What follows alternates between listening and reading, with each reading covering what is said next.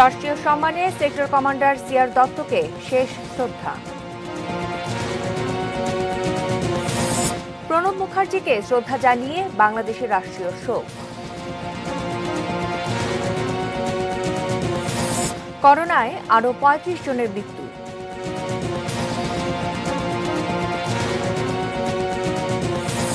দেশের ইতিহাসে record reserve $৩৯০০ কোটি।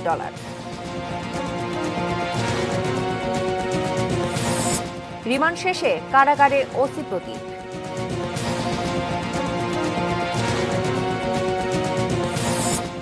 বিরোধের জেরে কিশোর মুন্না খুন, গ্রেপ্তার ১৭।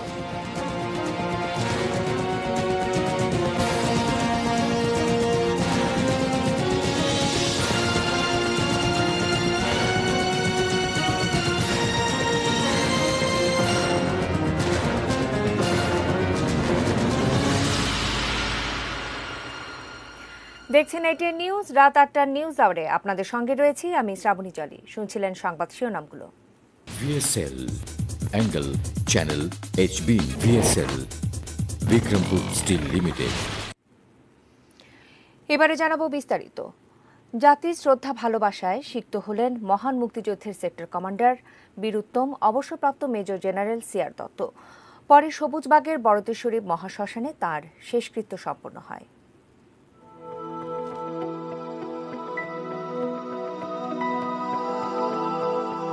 সকাল থেকেই আকাশ জুড়ে কালো মেঘ, সেই সাথে জাতির এক সূর্য সন্তানের বিদায় ধ্বনি।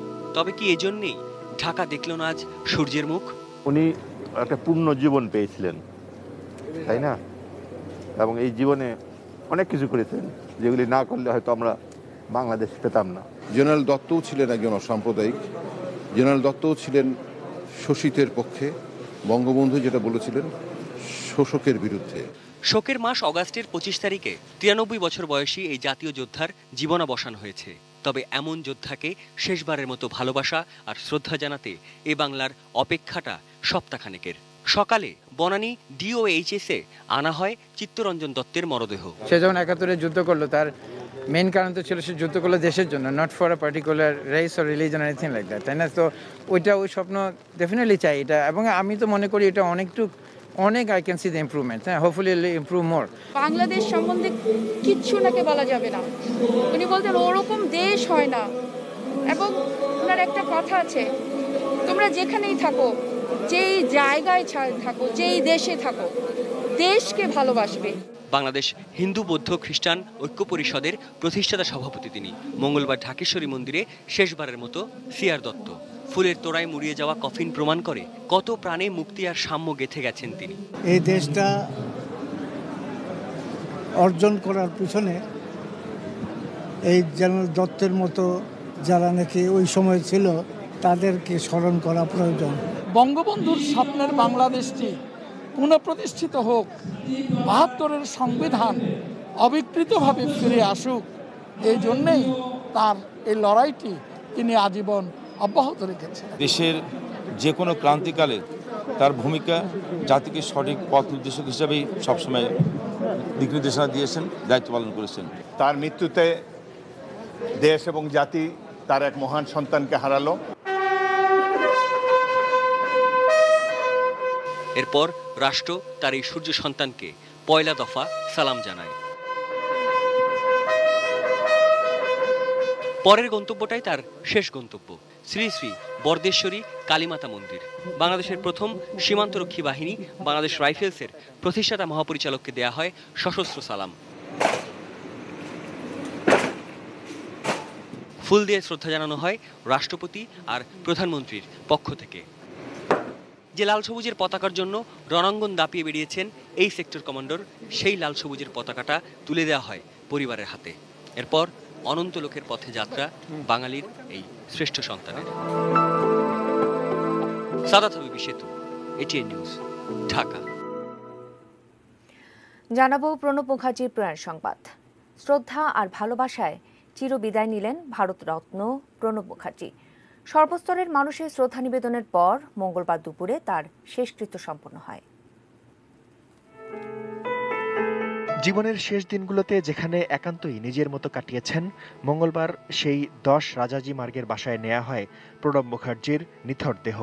সেখানে রাখা এই ভারতরত্নের একটি ছবিতে শ্রদ্ধা জানান শাসক ও বিরোধী দলের রাজনীতিবিদদের পাশাপাশি বিশিষ্টজনেরা। প্রথমেই ফুল দিয়ে শ্রদ্ধা জানান রাষ্ট্রপতি রামনাথ কোবিন্দ। এরপর প্রধানমন্ত্রী নরেন্দ্র মোদী তার প্রিয় প্রণবদাকে শেষবারের মতো শ্রদ্ধা নিবেদন করেন। একে একে শ্রদ্ধা জানিয়েছেন উপরাষ্ট্রপতি ভেঙ্কাইয়া নাইডু, প্রতিরক্ষামন্ত্রী রাজনাথ সিং, লোকসভার speaker Om Birla, chief of defence staff Bipin Rawat, সস্ত্রীক সাবেক প্রধানমন্ত্রী মনমোহন সিং, কংগ্রেসের লোকসভার দলনেতা অধীর চৌধুরী, কংগ্রেস সাংসদ রাহুল গান্ধী, দিল্লির মুখ্যমন্ত্রী অরবিন্দ কেজরিওয়াল সহ অসংখ্য নেতাকর্মী ও সাধারণ মানুষ।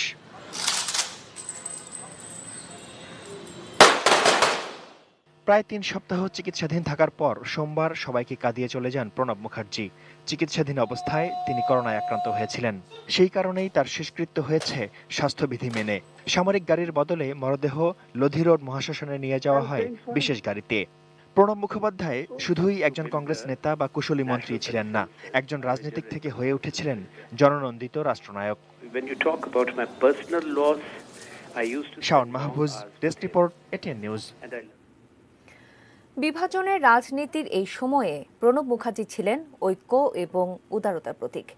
5 দশকের রাজনৈতিক জীবনে ভারতের রাজনীতিতে সবার কাছে গ্রহণযোগ্য ব্যক্তি থেকে ক্রমশ অভিভাবক হিসেবেই পরিচিত হন এই বাঙালি বাবু।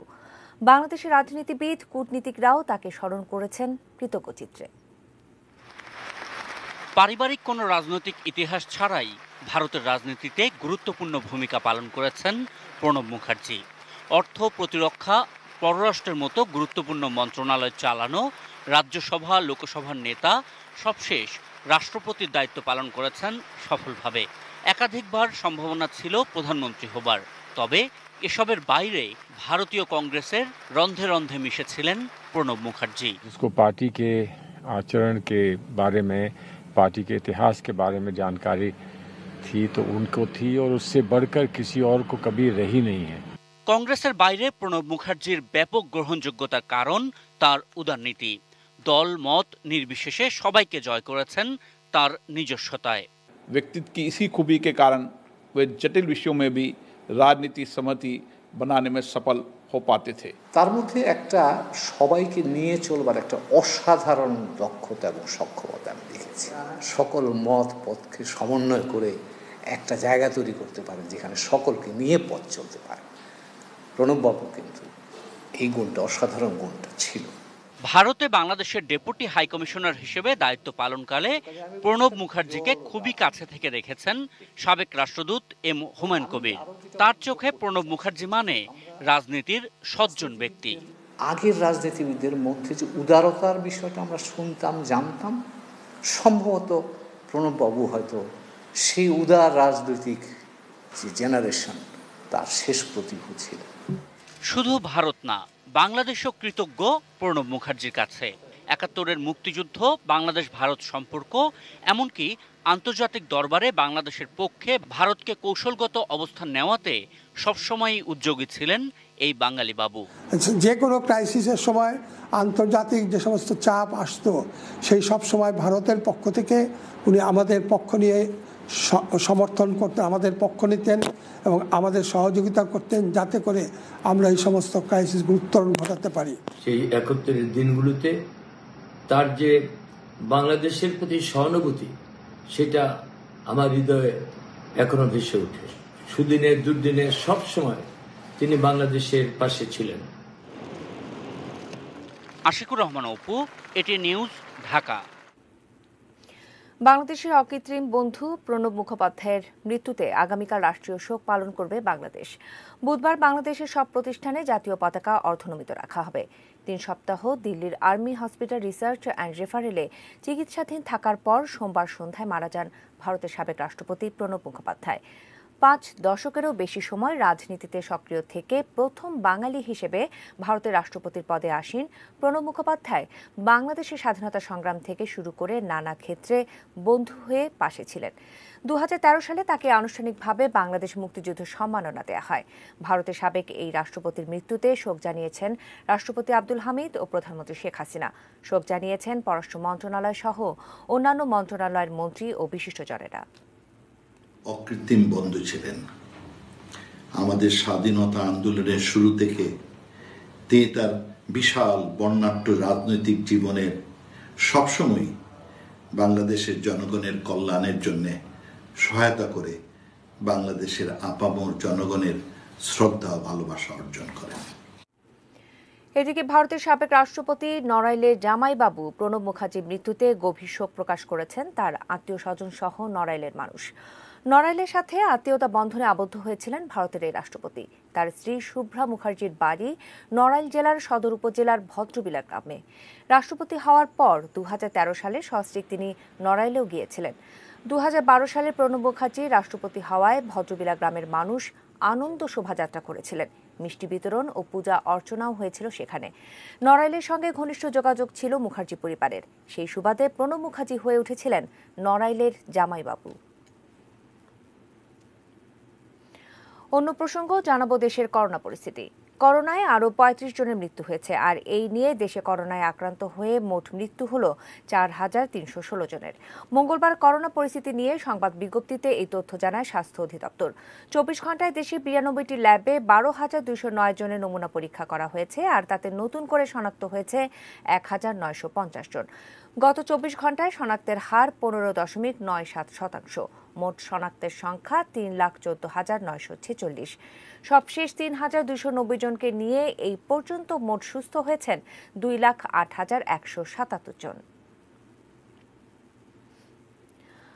গণপরিবহনে 60% বর্ধিত ভাড়া প্রত্যাহার প্রথম দিন থেকেই কার্যকর করা হয়েছে।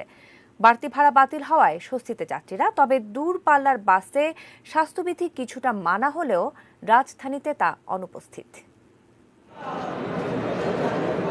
1 সেপ্টেম্বর থেকে আগের ভাড়া কার্যকর, এমন ঘোষণায় রাজধানীর বিভিন্ন বাস টার্মিনালে এভাবে সাইনবোর্ড ঝুলিয়ে আগের ভাড়ায় ফেরার ঘোষণা দিয়েছে অনেক পরিবহন। প্রতিটি কাউন্টারের সামনে টানানো হয়েছে ভাড়ার চার্ট। বাড়তি ভাড়া প্রত্যাহার হওয়ায় স্বস্তি রয়েছে যাত্রীদের। আগে ছিল 550 টাকা, এখন আছে 330 টাকা। গুলিস্তান থেকে কোনাবাড়ি ভাড়া ছিল 60 টাকা, এখন 60 টাকা নিচ্ছে। এক সিট একজন করে যাইতাম, ভাড়া ডবল দিত। এখন এক সিট দুইজন করে যাই, ভাড়া নেই পূর্বের ভাড়া। টার্মিনালগুলোতে বাসে ওঠার সময় জীবাণুনাশক স্প্রে দেওয়া হচ্ছে। বাধ্যতামূলক করা হয়েছে মাস্কের ব্যবহার। মাস্ক ছাড়া করে যাত্রী যাবে না। প্রথম কথা, হ্যান্ড স্যানিটারি আমার গাড়িতে অলওয়েজ যাচ্ছে এবং কাউন্টারও থাকছে। দুইজন বসতেছে, মাস্ক বাধ্যতামূলক। আমাদের ড্রাইভার, সুপারভাইজার, হেল্পার যারা আছেন ওনারাও মাস্ক পরিধান করতেছেন। সার্বিক পরিস্থিতি তদারকিতে রাজধানীতে 8টি ভ্রাম্যমাণ আদালত পরিচালনা করেছে বিআরটিএ। তবে এর একটিতেও বাড়তি ভাড়া আদায়ের অভিযোগ আসেনি। সকলকে বাধ্যতামূলকভাবে মাস্ক পরিধান করতে হবে। যত আসন তত যাত্রী, অর্থাৎ দাঁড়িয়ে যাত্রী পরিবহন করা যাবে না। মালিক শ্রমিক নেতৃবৃন্দ এ ব্যাপারে প্রতিশ্রুতি দিয়েছেন। দূরপাল্লার বাসে চার্ট অনুযায়ী ভাড়া নেওয়া হলেও রাজধানীতে চলাচলকারী গণপরিবহনে বাড়তি ভাড়া চেয়েছেন অনেক পরিবহন কর্মী। স্বাস্থ্যবিধি মানা নিয়েও অভিযোগ রয়েছে যাত্রীদের।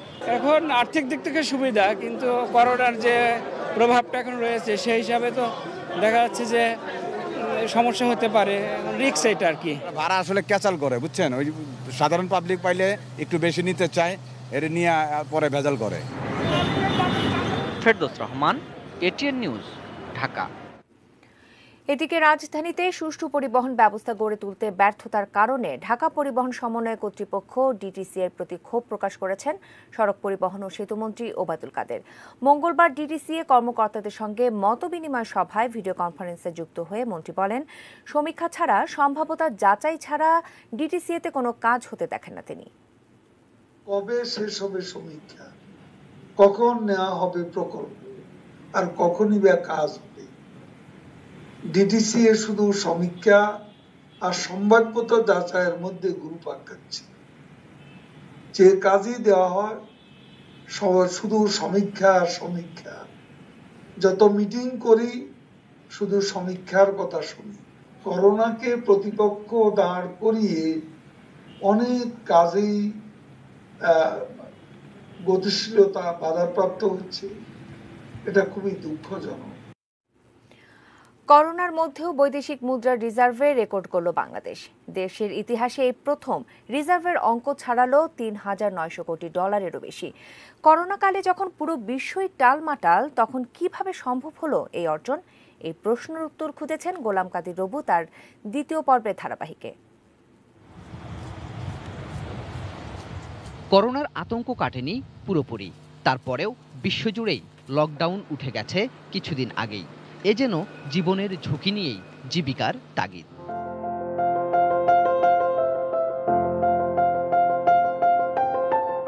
কাজে ফিরেছেন প্রবাসীরাও, আবার টাকা পাঠানোর ক্ষেত্রে গড়েছেন এক নতুন রেকর্ডও। জুলাই মাসেই পাঠিয়েছেন $260 কোটি। দেশের ইতিহাসে এক মাসে এত অর্থ আসেনি কখনোই।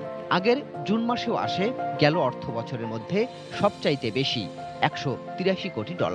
অবশ্য ঘুরে দাঁড়ানোর শুরুটা ছিল মে মাস থেকেই। রেমিটেন্সের এই বাড়তি করতেই পাল্টে দেয় পুরো অর্থ বছরের হিসাব নিকাশও।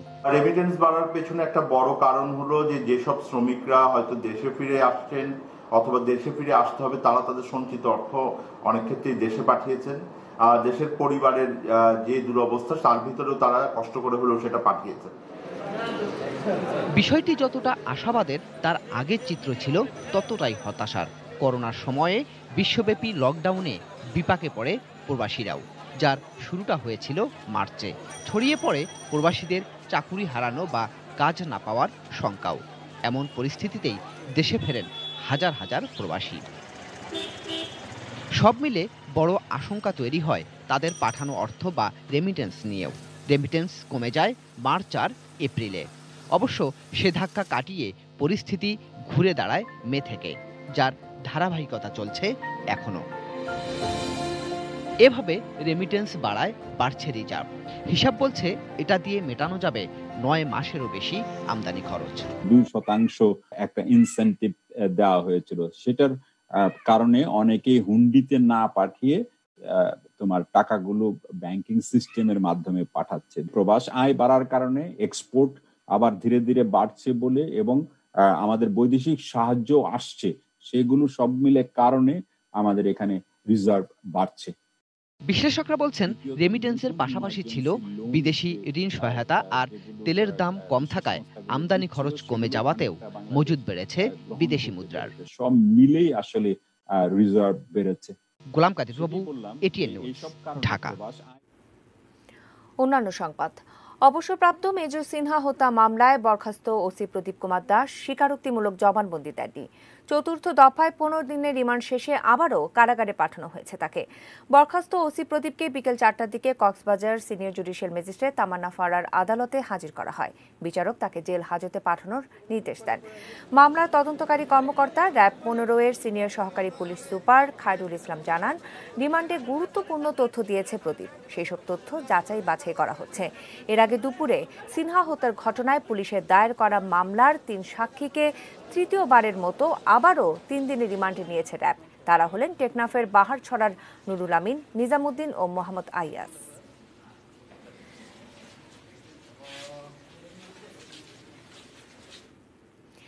এক আশুরায় বিরোধের শুরু, আর পরের আশুরায় হত্যা করা হয় কিশোর মুন্নাকে।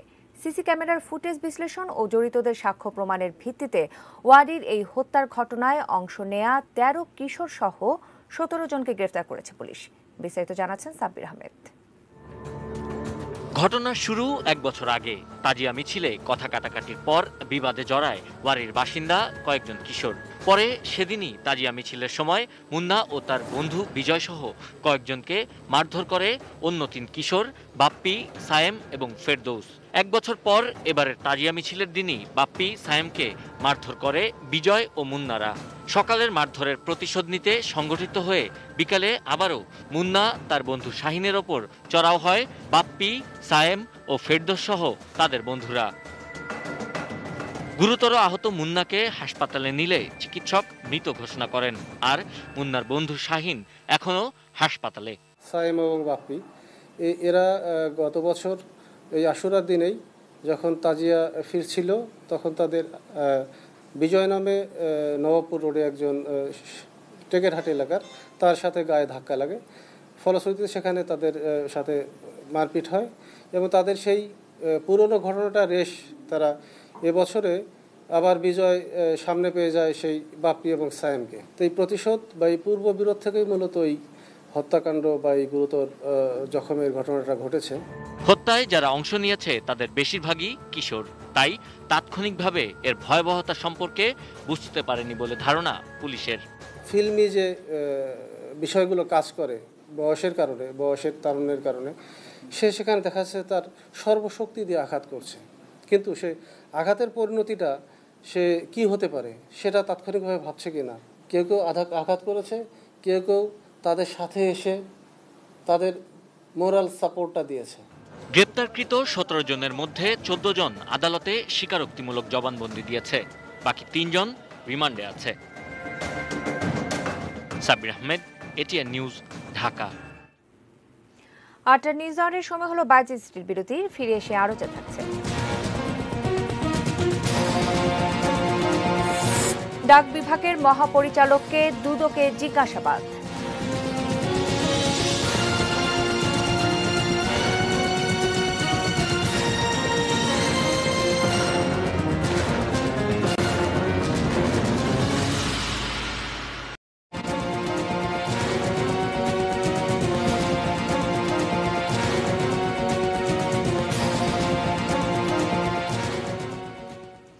আবারও আমন্ত্রণ রাত 8টা নিউজ আওয়ারে। এই মুহূর্তে যে সংবাদটি জানাতে চাই, দেশের উপকূলীয় এলাকায় 28,000 মেট্রিক টন ধারণ ক্ষমতার আধুনিক খাদ্য গুদাম নির্মাণ করবে সরকার। তাছাড়া ঢাকা, নারায়ণগঞ্জ ও ডেমরা এলাকার পানি নিষ্কাশন ব্যবস্থার উন্নয়ন দ্বিতীয় পর্যায় প্রকল্পের ব্যয় 741 কোটি টাকা বাড়ানোর প্রস্তাবেও সরকার সায় দিয়েছে।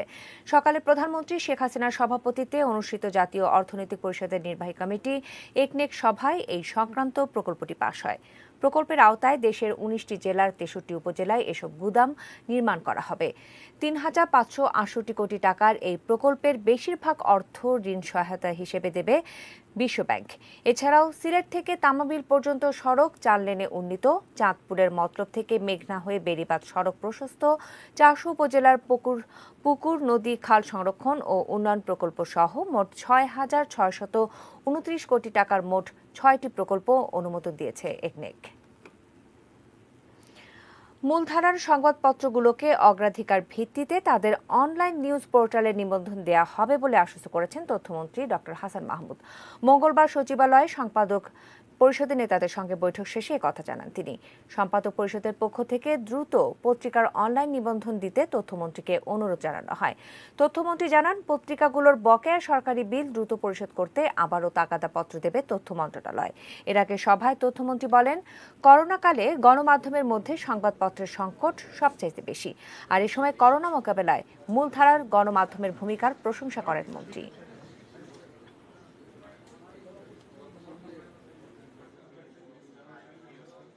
প্রথম শ্রেণীর যে সমস্ত পত্রপত্রিকা বের হয় সেগুলোর অনলাইন রেজিস্ট্রেশনে দেওয়ার ক্ষেত্রে খুব বেশি তদন্তের প্রয়োজন নাই, কারণ এগুলো অলরেডি তদন্ত করেই মোটামুটিভাবে সেই পত্রপত্রিকাগুলো বের হয়, অনেকগুলো স্ক্রিনিংয়ের মাধ্যমে বের হয়। তো আমরা এগুলো অগ্রাধিকার ভিত্তিতে আমরা পত্রিকাগুলোর অনলাইন রেজিস্ট্রেশনের, অনলাইন ভার্সনগুলোর রেজিস্ট্রেশনের আমরা ব্যবস্থা করব। নাগরিকদের জন্য বিশুদ্ধ পানি সরবরাহের লক্ষ্যে সমন্বিত পানি সরবরাহ প্রকল্প নির্মাণের উদ্যোগ নিয়েছে গাজীপুর সিটি কর্পোরেশন।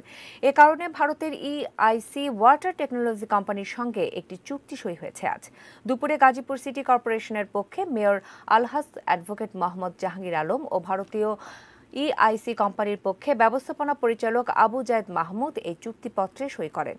সিটি কর্পোরেশনের আঞ্চলিক কার্যালয়ে চুক্তি স্বাক্ষর অনুষ্ঠানে সিটি মেয়র জানান, 8,500 কোটি টাকা ব্যয়ে নির্মিত এই প্রকল্পটি বাস্তবায়িত হলে গাজীপুর সিটি কর্পোরেশনকে 8টি জোনে ভাগ করে নাগরিকদের মাঝে বিশুদ্ধ পানি সরবরাহ করা সম্ভব হবে। আমাদের এখানে প্রায় 3.5 লক্ষ গ্রাহককে আমরা পানি দিতে চাই, সাপ্লাই পানি এবং ইন্ডাস্ট্রিতে। সেজন্য আমরা প্রাথমিকভাবে একটা সিগনেচার করেছি। এটা আমাদের গাজীপুর সিটি কর্পোরেশনের সাথে আমরা কেন্দ্রীয় সরকারের সহযোগিতায় এবং ইন্ডিয়া এবং বাংলাদেশ যৌথভাবে সেই কাজটি করার জন্য প্রথম পর্যায়ে আমরা এগ্রি হয়েছি। রাষ্ট্রীয় মর্যাদায় ফেনীর দাগনভূঞা নিজ গ্রাম বাসুদেবপুরে বিএনপির প্রথম যুগ্ম মহাসচিব ও ডাকসুর সাবেক ভিপি ডক্টর ফেরদৌস আহমেদ কোরেশির দাফন সম্পন্ন হয়েছে। এর আগে দুপুরে দাগনভূঞায় তার মরদেহ পৌঁছে। বিকেলে আতাতুর্ক সরকারি মডেল হাই স্কুল মাঠে দ্বিতীয় এবং বাসুদেবপুরে তার তৃতীয় জানাজার নামাজ অনুষ্ঠিত হয়। রাষ্ট্রীয় সম্মাননা শেষে পারিবারিক কবরস্থানে তাকে দাফন করা হয়। 60-এর দশকে অবিভক্ত পাকিস্তান ছাত্রলীগের সভাপতি ছিলেন কোরেশি। 1961 সালে ডাকসুর ভিপি নির্বাচিত হন তিনি। 71-এ মুক্তাঞ্চল থেকে মুক্তিযুদ্ধের মুখপাত্র হিসেবে দেশ বাংলা পত্রিকা প্রকাশ করেন। গত সোমবার দুপুরে ঢাকা ক্যান্টনমেন্ট এলাকায় মেয়ের বাসায় মারা যান মুক্তিযুদ্ধের অন্যতম সংগঠক, সাংবাদিক, রাজনীতিবিদ ডক্টর ফেরদৌস আহমেদ কোরেশি। অন্য প্রসঙ্গ, ডাক বিভাগের মহাপরিচালক সুধাংশু শেখর ভদ্রকে টানা 3 ঘণ্টা জিজ্ঞাসাবাদ করেছে দুদক। সেই সাথে তার দুর্নীতির খোঁজে বিভিন্ন দপ্তরে চিঠি দিয়েছে সংস্থাটি। ডাক বিভাগের এই মহাপরিচালকের বিরুদ্ধে দুর্নীতির একাধিক অভিযোগ আসে দুদকে। এরপর তা আমলে নিয়ে অনুসন্ধান কমিটি গঠন করা হয় কমিশনের পক্ষ থেকে। সুধাংশু শেখর ভদ্রের বিরুদ্ধে ই সেন্টার স্থাপনে অনিয়ম ছাড়াও সারা দেশে উদ্যোক্তাদের 8,500 ল্যাপটপ ক্রয় দুর্নীতি, আউটসোর্সিং এর কাজে অতিরিক্ত বিল উত্তোলনের অভিযোগ রয়েছে। এ ঘটনায় 3 সদস্যের অনুসন্ধান কমিটি করে দুদক। সেই কমিটির প্রধান করা হয় উপপরিচালক মোহাম্মদ সালাউদ্দিনকে।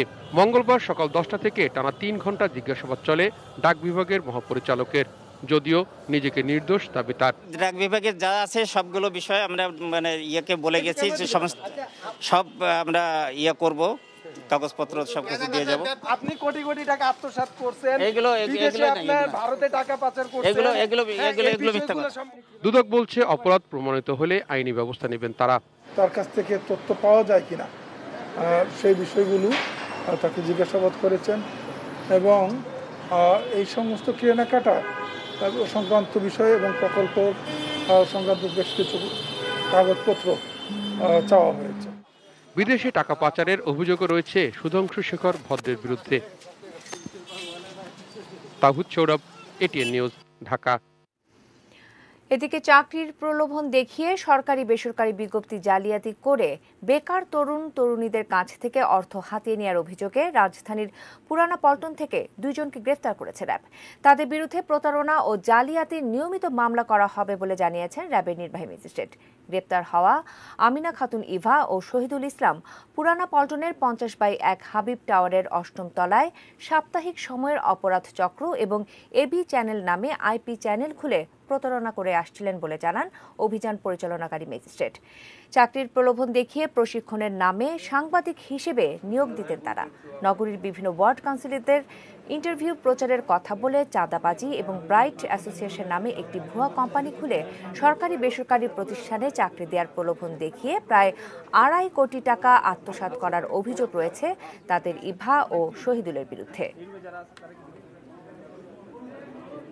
বিভিন্ন সরকারি প্রতিষ্ঠান যখন বিজ্ঞপ্তি জনবল নেওয়ার জন্য বিজ্ঞপ্তি জারি করে, ওই বিজ্ঞপ্তিগুলো কিন্তু তারা কালেক্ট করে তার অফিসে পেয়েছি, এবং ওই বিজ্ঞপ্তিটাকেই তারা কিন্তু শো করে তাদের মতো করে তারা আরেকটা বিজ্ঞাপন বানায়, দিয়ে তাদের একটা দালাল চক্র আছে, নেটওয়ার্কটা খুব স্ট্রং, সারা দেশে ছড়িয়ে আছে। সেই দালাল চক্র যারা নিরীহ এবং বেকার তাদেরকে টার্গেট করে এবং তারা বলে যে এই সরকারি উচ্চ বেতন এবং নিরাপদ চাকরি আপনাদেরকে চাকরির ব্যবস্থা করে দেওয়া হবে। জানাবো সোশ্যাল ইসলামী ব্যাংক লিমিটেড বাণিজ্য সংবাদ।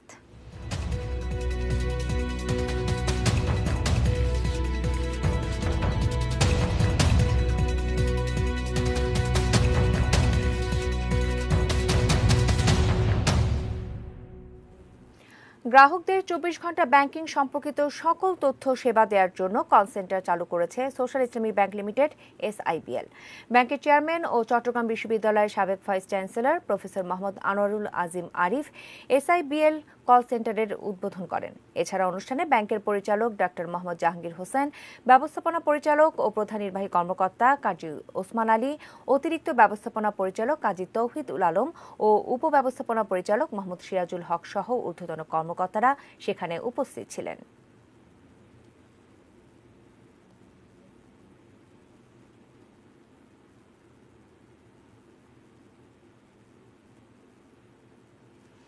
জানাবো এবারে মেটাল প্রেজেন্স কৃষি সংবাদ সুজলা সুফলা।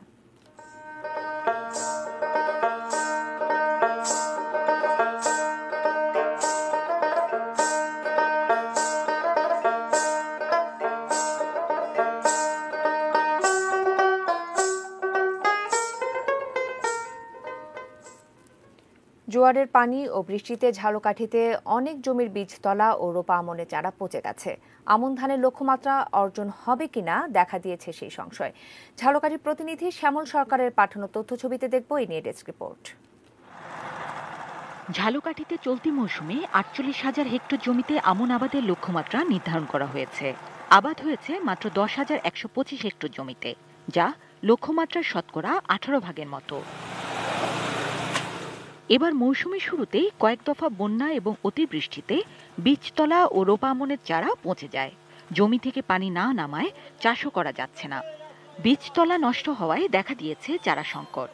যে পরিমাণ চারা অবশিষ্ট আছে তা দিয়ে লক্ষ্যমাত্রার অর্ধেক জমিও রোপণ করা যাবে না। চাষিদের অভিযোগ, সংকটের এই সময়ে কৃষি বিভাগ থেকে কোনো খোঁজ খবর নেওয়া হচ্ছে না। আমাকে বীজ পাড়া পচে গেছে, ধান ফান পচে গেছে, কিছু অফিসাররা আমাকে কোনো যোগাযোগ করে না। সব বীজ পচে যাওয়ার পর এখন যে বীজ কোনো জায়গায় কিনে লাগামু, এরামও কেউর বীজ নাই। পানি নামতে পারে না, নদীতে ওঠে কিন্তু নামতে পারে না। নামানোর কোনো ব্যবস্থা আমাদের এখানে পচে গেছে। আমাদের ফসল কোনো ফসলই সুস্থভাবে আমরা ঘরে দিতে পারি। তবে কৃষি বিভাগের দাবি, বীজতলা ক্ষতিগ্রস্ত হলেও লক্ষ্যমাত্রা অর্জনে কোনো সমস্যা হবে না। প্রণোদনা হিসেবে ১২০টি বেডের বরাদ্দ পেয়েছি। বিভিন্ন উপজেলায় ৪টি উপজেলায় আমরা বিভাজন করে দিয়েছি। ১২০টা বাসমান বেডই বাস্তবায়ন হয়েছে। আর যদি এরকম কোনো বীজতলা ক্ষতি হয় আমরা এখান থেকে পুষিয়ে নিতে পারবো। জিনিয়া ইসলাম, ডেস্ক রিপোর্ট, এটিএন নিউজ। আবারও সময় হলো বাজে চেষ্টির বিরতি নেবার। ফিরে এসে আরও যা থাকছে। তৃতীয় ও শেষ টি-20তে মুখোমুখি ইংল্যান্ড ও পাকিস্তান।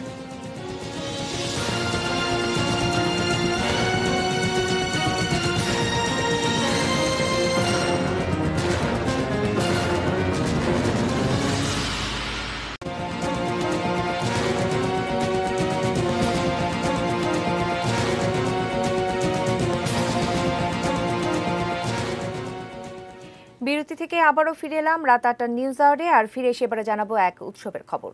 ভাদ্র পূর্ণিমার দিনে আজ খাগড়াছড়ির পানছড়িতে ধর্মীয় আচার আয়োজনের মধ্য দিয়ে ঐতিহ্যবাহী জুম ধান কাটা উৎসব শুরু হয়েছে। আর এই উপলক্ষে সকালে পানছড়ি আর্যমিত্র বৌদ্ধ বিহার প্রাঙ্গণে আয়োজিত অনুষ্ঠানে ধর্ম উপদেশ দেন বিহার অধ্যক্ষ সুদর্শী স্থবির।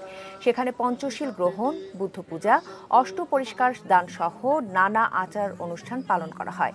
এরপর পার্বত্য চট্টগ্রামের ঐতিহ্যবাহী জুম ধান কাটা উৎসবের উদ্বোধন করেন খাগড়াছড়ি পার্বত্য জেলা পরিষদ সদস্য শতরূপা চাকমা। এ সময় চাকমা, মারমা ও ত্রিপুরা কৃষানীরা জুম ধান কাটেন এবং গাছের চারা রোপণ করেন। ভিয়েতনাম থেকে ফিরিয়ে আনা ৮৩ বাংলাদেশিকে কারাগারে পাঠানো হয়েছে।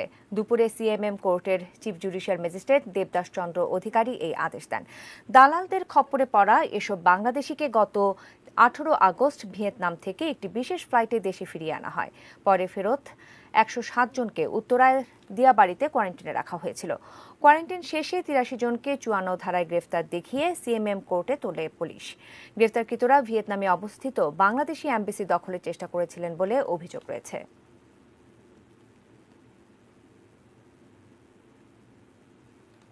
জানাবো দেশের বাইরের খবর।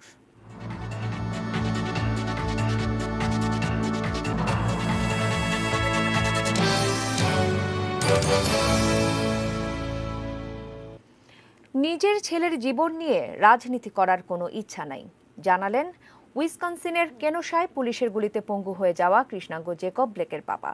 সিএনএনের সঙ্গে এক সাক্ষাৎকারে জেকব ব্লেক সিনিয়র বলেন, প্রেসিডেন্ট ট্রাম্পের সঙ্গে দেখা করে কি লাভ? এসবে চাইতে ছেলের জীবন অনেক বেশি গুরুত্বপূর্ণ তার কাছে। পুলিশের গুলিতে ব্লেকের আহত হওয়াকে কেন্দ্র করে যখন বর্ণবাদ বিরোধী বিক্ষোভে উত্তাল কেনোসা, তখন স্থানীয় কর্মকর্তাদের হুঁশিয়ারি অগ্রাহ্য করেই মঙ্গলবার কেনোসা সফর করছেন ট্রাম্প। তবে স্থানীয় পুলিশ কর্মকর্তাদের সঙ্গে দেখা করলেও ব্লেকের পরিবারের সঙ্গে দেখা করবেন না তিনি। নিজের গাড়িতে ওঠার সময়ে ব্লেককে পেছন থেকে বেশ কয়েকবার গুলি করে পুলিশ। এতে পঙ্গু হয়ে যান তিনি।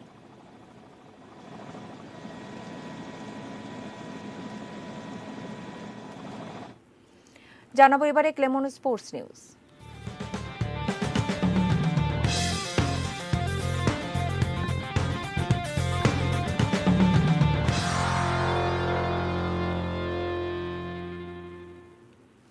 তৃতীয় ধাপে ক্যাম্পে যোগ দেয়া বাংলাদেশের 6 তীরন্দাজের করোনা টেস্টে 5 জনেরই রেজাল্ট নেগেটিভ এসেছে।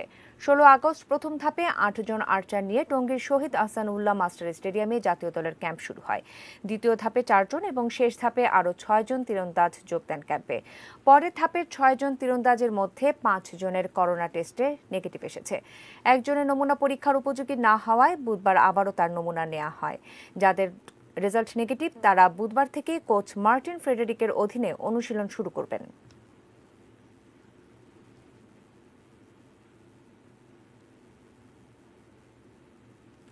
ইংল্যান্ড পাকিস্তানের তৃতীয় ও শেষ টি-20 ম্যাচ আজ। ওল্ড ট্রাফোর্ডে ম্যাচ শুরু হবে বাংলাদেশ সময় রাত 11টায়। বৃষ্টিতে প্রথম টি-20 বাতিল হয় আর দ্বিতীয় ম্যাচে বড় স্কোর করেও পরাজয় এড়াতে পারেননি পাকিস্তান। 5 উইকেটে জিতে সিরিজে এগিয়ে যায় ইংল্যান্ড। এখন তাদের সামনে সিরিজ জয়ের ভালো সুযোগ রয়েছে, কারণ দুর্দান্ত ফর্মে রয়েছেন ইংল্যান্ড ব্যাটসম্যানরা। তবে সমতায় থেকে সিরিজ শেষ করতে চাইবে সফরকারীরা। ফর্মে নেই পাকিস্তান বোলাররা, তাই সিরিজ বাঁচানোর লড়াই কঠিনই হবে তাদের জন্য। শেষ ম্যাচে যদিও একাদশে 2টি পরিবর্তনের ইঙ্গিত দিয়েছে পাকিস্তানের টিম ম্যানেজমেন্ট। মোহাম্মদ আমিরের জায়গায় খেলবেন ওয়াহিদ রিয়াজ, আর অভিজ্ঞ শোয়েব মালিকের পরিবর্তে সুযোগ দেয়া হতে পারে জাতীয় দলে এখনও অভিষেক না হওয়া হায়দার আলীকে।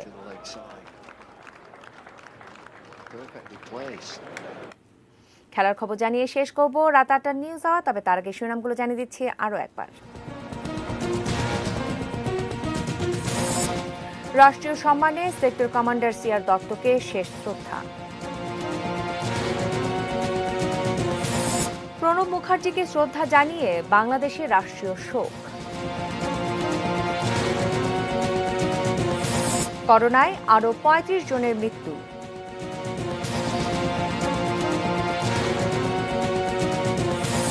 দেশের ইতিহাসে রেকর্ড রিজার্ভ $39 কোটি।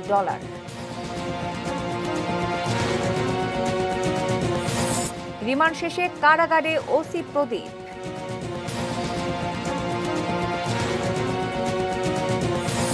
বিরোধের জেরে কিশোর মুন্না খুন, গ্রেফতার 17।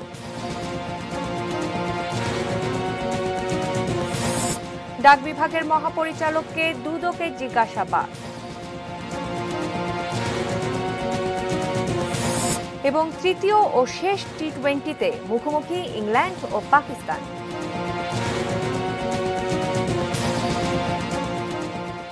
এই ছিল রাত 8টার নিউজ আওয়ার। সঙ্গে থাকুন, দেখতে থাকুন এটিএন নিউজ। আর এটিএন নিউজের ব্রেকিং নিউজ আপনার মোবাইলে পেতে টাইপ করুন STRT স্পেস N এবং পাঠিয়ে দিন 5959 এই নম্বরে। ধন্যবাদ।